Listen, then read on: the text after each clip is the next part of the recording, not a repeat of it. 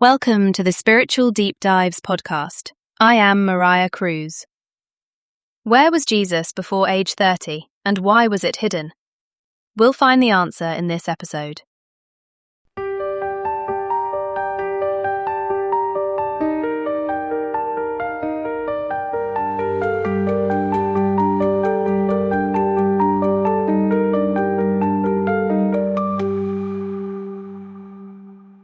The story of Jesus didn't begin or end with the Gospels. In this podcast series, we venture beyond the familiar pages of Scripture and into the missing years, post-resurrection appearances, and the deeper spiritual truths hidden within his teachings. Drawing from the wisdom of the ascended masters, historical research, and ancient spiritual traditions, we will explore Jesus as a divine man who walked a path of mastery that revealed the true science of spiritual enlightenment and soul liberation.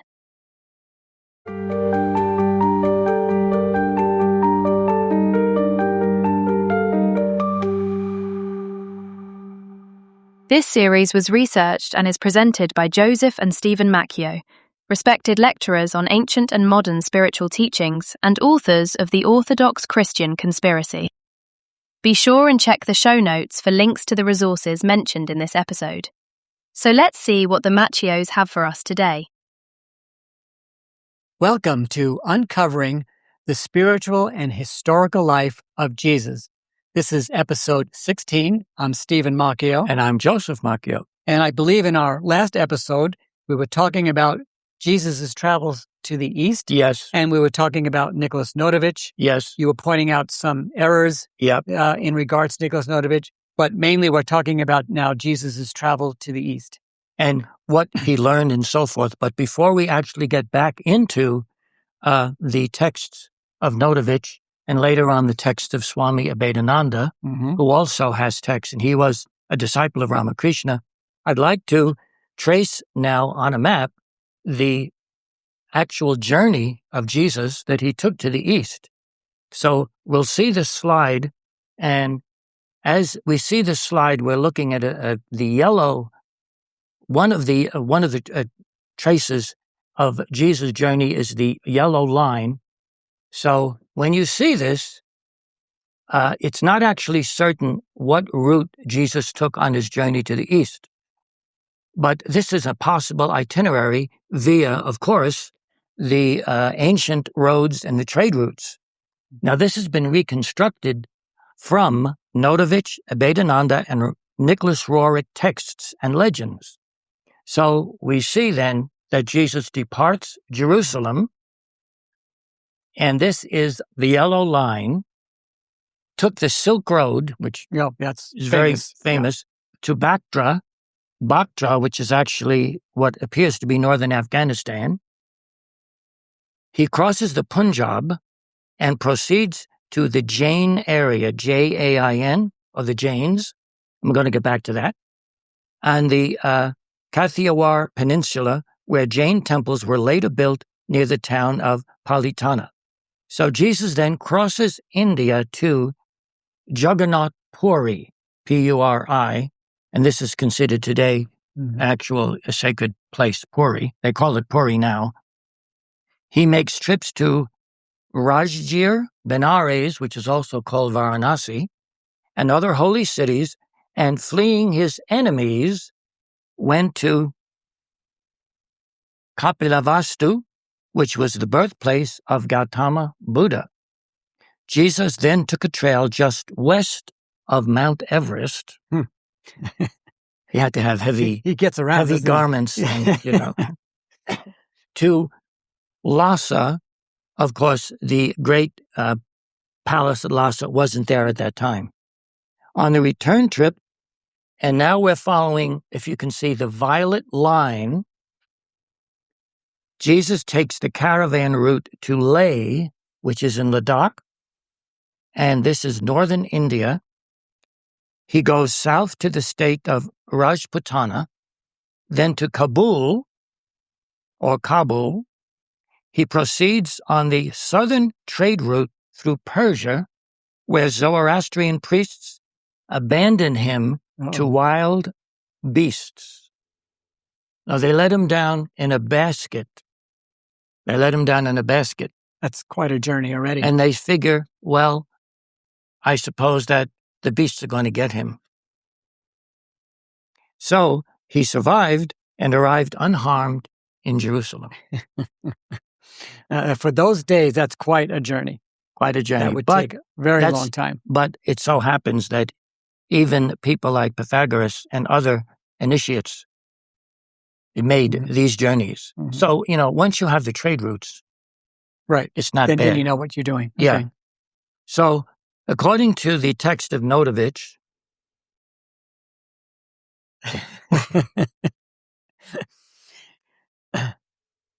what he does is the Sind. He crosses the Sind. Now we're going to go into the Jains a little bit here because it says, when he crossed the country of the 5 rivers and the Rajputana, the devotees of the god Jain prayed him to dwell among them.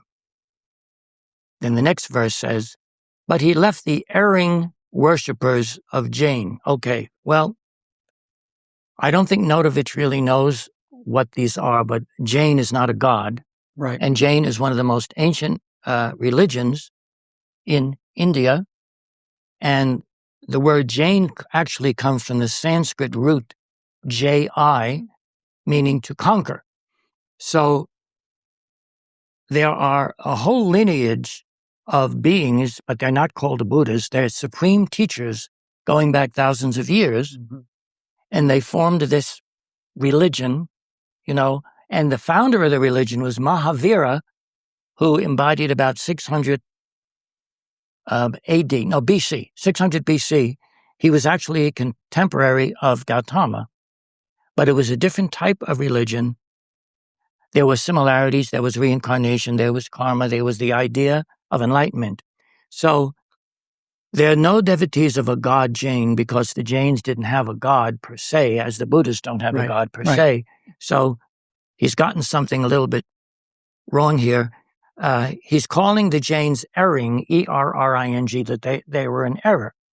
Well, it so happens that, this is very interesting, that Mark and Elizabeth Prophet, when they went to India, which I believe was somewhere around 1970, 71, 72, I'm not sure the actual date, they went into a Jain temple and began to use the science of the spoken word and gave mantras in the Jain temple. And Mrs. Prophet made the statement that the Jains have been using the science of the spoken word for, quote, thousands of years. Mm-hmm. I would think that if it was really something wrong with the Jains, that Mark and Elizabeth probably wouldn't be there and using the science of the spoken word with them. Right. So that's just an interesting. What we're doing is pointing out certain discrepancies so we know what Jesus is saying and what Notovitch or the original Buddhists who are Pali Buddhists that did not believe in the gods of Hinduism, what they could have put in, the documents. Yes, right. And that's understandable, but we're just trying to get. So Jesus then, as we know, went to Jagannath. We already mentioned that. And he was welcomed by the priests of Brahma, the white priests of Brahma, a joyous welcome. What happened? They taught him to read and understand the Vedas, to cure by the aid of prayer, to teach, to explain the Holy Scriptures to the people, and to drive out evil spirits from the bodies of men, restoring unto them their sanity. So we're not looking about a God that you believe in him because he can do miracles or can do here. It's a science. Right. The aid of prayer. Now, this is interesting. He explained the Holy Scriptures to the people. Now, we're going to come back to that. So he passes 6 years at Jagannath and other holy cities. 6 years. Everyone loved him. For Isa, Jesus, lived in peace with the Vaisas and the Sudras. Well, the Sudras were the artisans and the laborers, and the Vaisyas were the merchants and the farmers. He instructed them in the Holy Scriptures. Then it says that the Brahmins and the warrior castes, which is the Kshatriyas, and I'm not pronouncing these correctly, they said that he was forbidden to speak to them at all. But in the previous verse, number 4, it says that the Brahmin priests taught him, quote, to explain the Holy Scriptures to the people. Now, they're telling him, don't explain the Holy Scriptures to the lower caste. It's a complete contradiction. Yeah. But why is it a contradiction? It's quite possible that there were two sets of Brahmins. Mm-hmm. There were certain Brahmins that, like Jesus, that were of the light, and it could have been the other Brahmins that were another group, because you never know who's who. And we see this later in the New Testament with the Pharisees. So we cannot totally dismiss it, but we know that they told him to teach to the people. And then in these various verses, do not teach the people. And Jesus comes out and says, God the Father makes no difference between his children. All to him are equally dear. Now we come to a few verses that it looks to me, Stephen, that Notovitch had something to do with this, and I think this is corroborated by Mrs. Prophet. All of a sudden, he says, Notovitch, Isa denied the divine origin of the Vedas and the Puranas. So after 6 years of teaching the living Vedas, alongside 6 years now, when he first picked it up, he was saying, wait a minute, there's something wrong here. Right. Now, I'm not going to spend... After 6 years, he turns around and Notovitch has him say, the Vedas are no good. He denies the Trimurti, which is Brahma, Vishnu, and Shiva. Now, Jesus knew that he was the incarnation of Vishnu. So Notovitch has him deny the whole Trinity. There's only one eternal, quote, judge, and he is a great creator, but has not shared his power with any living being. Well, it so happens that there's a hierarchy. Right. There's a hierarchy of divine beings. So you can see how a distorted monotheism is starting to penetrate the consciousness of Notovitch. So I think this is very interesting because we can see, and Jesus also talks now about the anger of God, which is really not known in Hinduism. Yeah, no. They don't resonate with an angry God. They resonate with the destroyer of Shiva, but it's a different thing. Then in verse 26, he says, don't worship the idols. They don't hear you. Listen not to the Vedas, for their truth is counterfeit. Okay? So, you can understand that I think there are two sets of Brahmin priests. So it's interesting what we're reading here, and we have to read with discrimination. Then Jesus goes to the area where Buddha was, and 6 years later, he says, Isa, whom the Buddha had elected to spread his holy word, had become a perfect expositor of the sacred writings. That is to say, the sutras of the Buddha. He leaves Nepal, and as you know, we went through his journey. And then, again, we have a denial of hierarchy and a very tremendous speech against all statues and against all idols. And there's a lot of understanding of what was called talismanic magic. Mm-hmm. Mm-hmm. And talismanic magic is the fact that a divine being or a saint avatar can place their electronic presence over the statue. In a statue. But I'd like to quote also something that Lord Maitreya said. Maitreya was talking about in a specific dictation on July 2nd of 1978, referring to the statues upon the altar. Now, Buddhist temples, I've been in Tibetan Buddhist temple in Arizona. There are more statues on the altar than you can shake a stick at. I mean, look at the Catholic churches. And again, we mentioned last time, I think, that you and I went into a Hindu temple in St. Petersburg, Florida, and we felt radiation. Right. So this is what Maitreya said. These statues, quote, are archetypes of your internal reality, and in gazing upon them, you transfer to millions and millions of cells the image of the Buddha. So that's a science that's really unknown to many. Or whatever statue you're looking at. Mother Mary, right. the Sacred Heart of Jesus, right. Brahma. Right. It's an unknown science. And that whole science is unknown now. I think that they knew some of that science back in those years. Yeah. And they knew what they were doing, focusing the light of whatever master or Buddha that the statue was to. But then that's a lost art now. Yeah, it's a lost art. And I could see where some of them didn't understand that, didn't know that, like you said, the other Brahmins. Yeah. And they could have looked at it as an idol because they didn't feel the radiation. They didn't know the science behind it. That's true. And, again, it's another form of manipulation. Take the statue out of there. Just follow us, the Brahmin piece. Yeah. You don't need. You can always see how they're trying to wiggle their way in there. It was Notovitch putting into the mouth of Jesus that the idols were bad. Right. Yeah. So you're saying that Jesus would probably not have said that? No. No, I would agree with that. No. It's not something he would say. No, he wouldn't say that. He may also have been after a state of consciousness. Yes.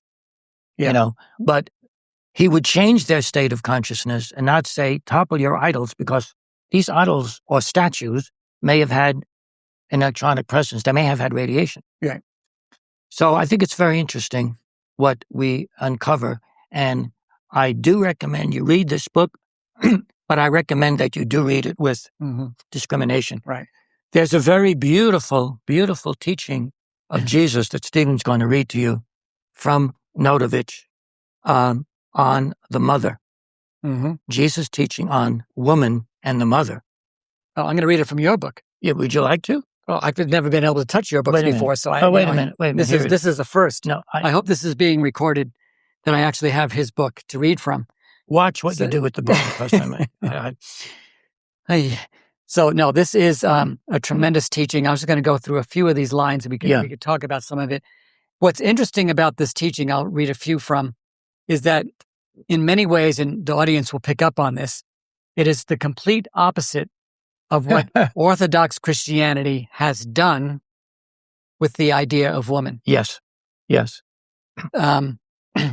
So at this juncture, an old woman who had approached the group, the better to hear Isa, was pushed aside by one of the spies who placed himself before her.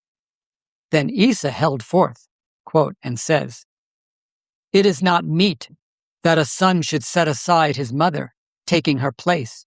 Whosoever respecteth not his mother, the most sacred being after his God, is unworthy of the name of son." Now he starts off with a bang right there. I mean, don't you dare push her. Right. Don't do it. And when you think of what has been done to women, right, it's even too horrible to even talk it's amazing. So he also says, quote, "Listen then to what I say unto you. Respect women, for she is the mother of the universe, and all the truth of divine creation lies in her." Now, that's a very big saying. Oh, that's amazing.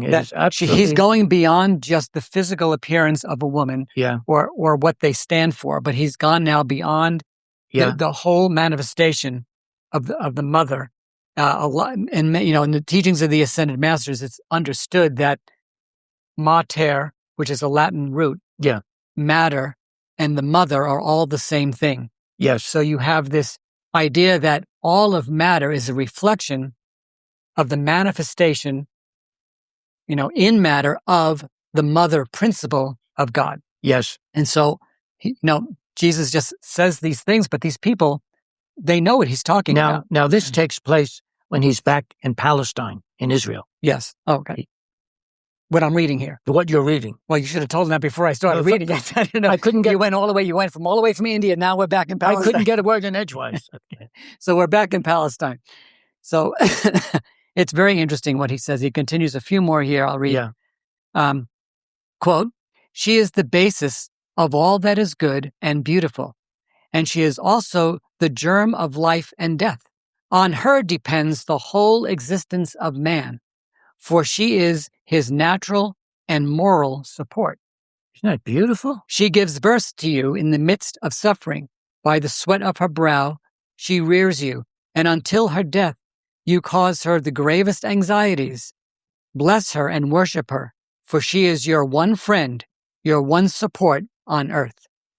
I think all mothers could attest to that, of Jesus' words about women. I'll read a couple more. Oh, sure. When does you want? We have a lot of time. It's your book. I just know. Well, be careful with it. Here's another one. Quote, in the same way, love your wives and respect them, for they will be mothers tomorrow, and each later on the ancestress of a race. Be lenient towards women. Her love ennobles man, softens his hardened heart, tames the brute in him, and makes of him a lamb. The wife and the mother are the imperceptible treasures given unto you by God. They are the fairest ornaments of existence, and of them shall be born all the inhabitants of the world. This is magnificent. Now, this is the understanding of an avatar towards woman, and yet, don't you become a priest? Do you not enter into the folds of priesthood after they created the whole concept of a priestcraft?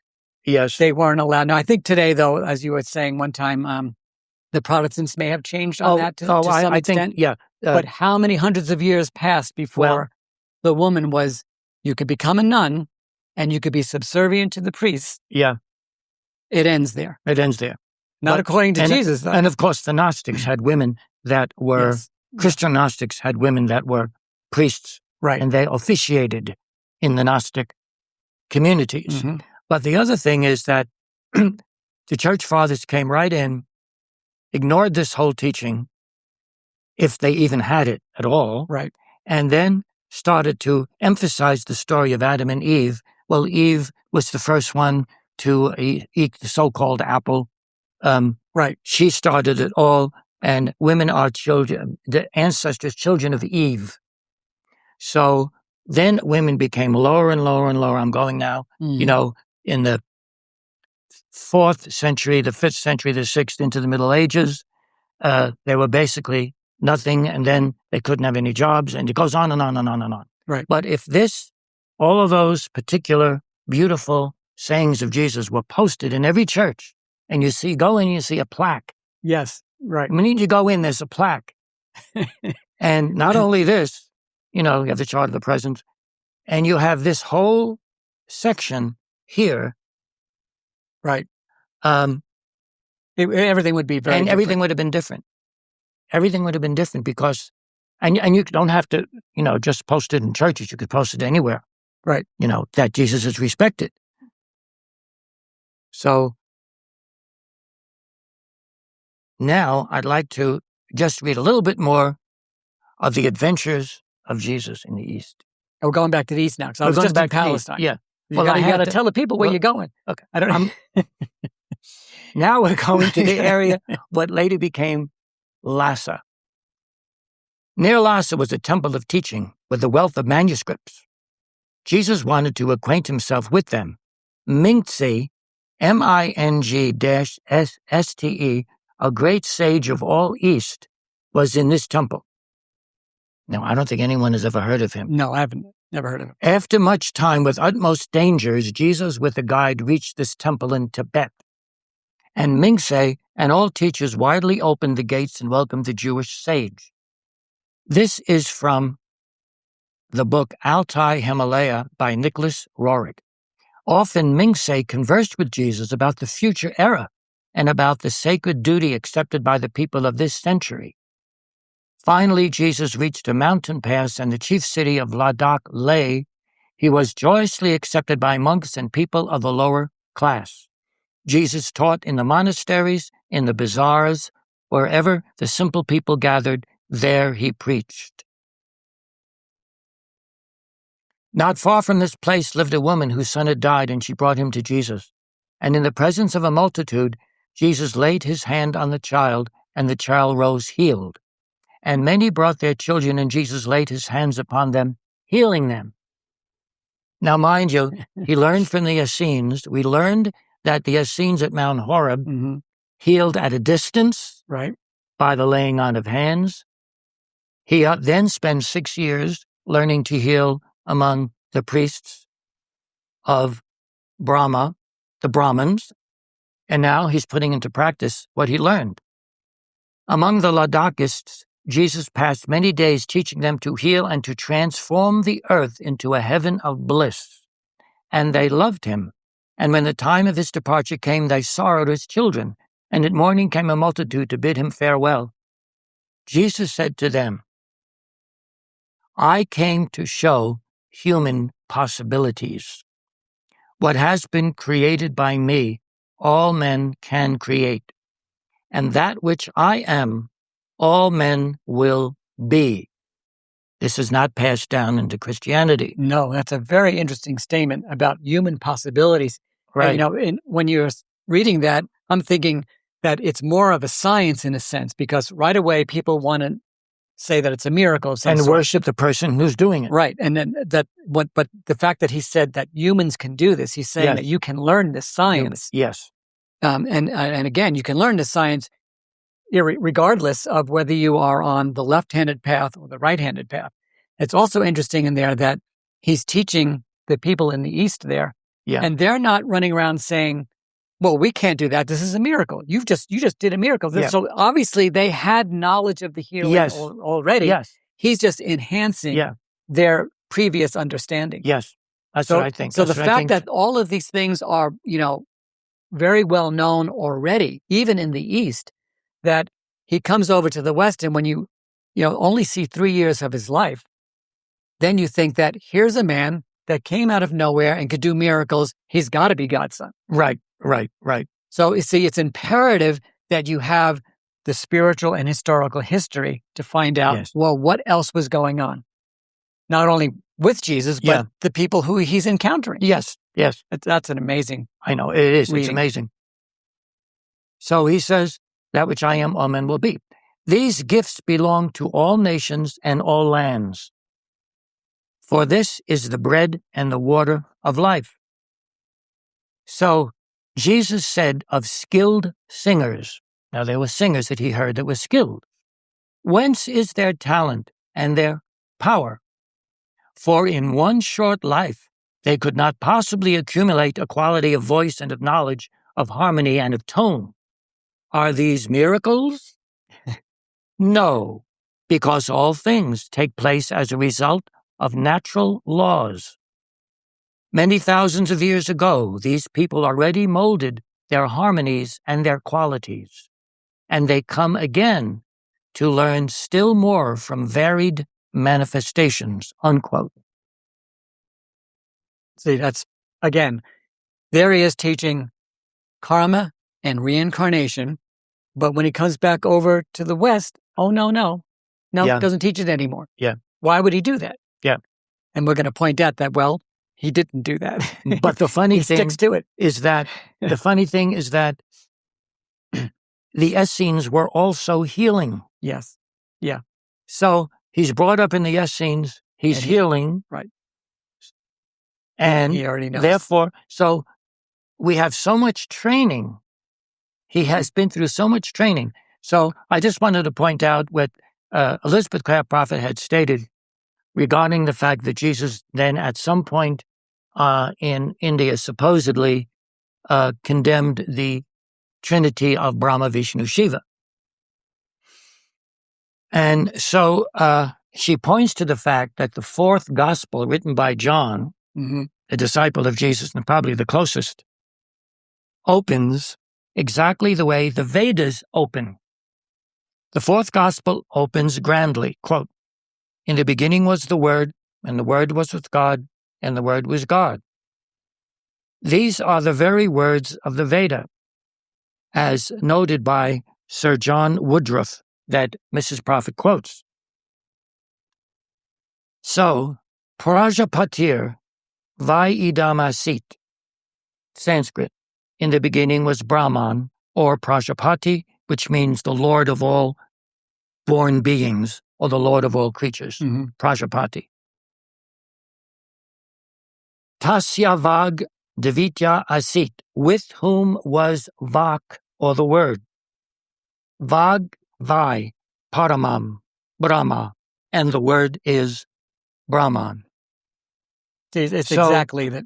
So, same words. The word of the Veda So Jesus now condemns the Veda when he tells John the Beloved and inspires him to write the words of the Veda. Of course, he's writing them in Greek. Yes, right. But, okay, so Mrs. Prophet states that the reader ought to consider the possibility that the verses which denounce the Vedas may have been inserted by Notovitch himself, taking into account the fact that according to his own testimony, he collected the verses that made up the life of Saint Isa from more than one volume and then arranged them in chronological order, so that Christians might not be tempted to seek sources of spiritual comfort and enlightenment outside their own doctrine and scripture.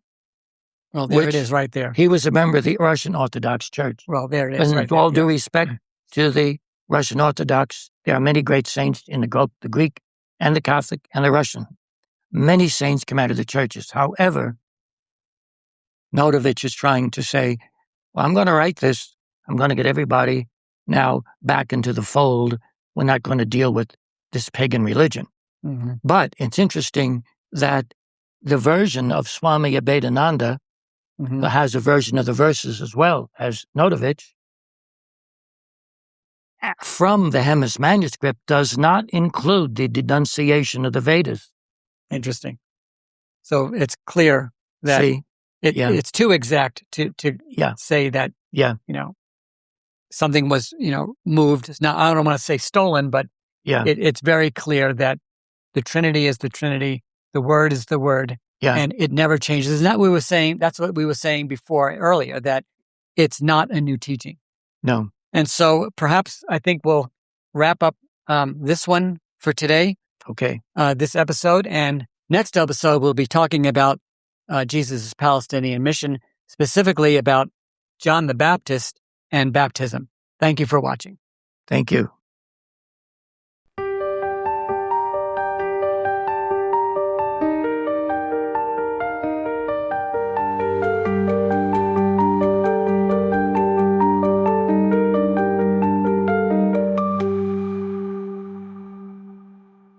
In our next episode, the Macchios explore what Jesus discovered at 17 that Christianity never explained. Thank you for listening to Spiritual Deep Dives. If you like this content, please like and subscribe to our podcast. We'll catch you in the next episode.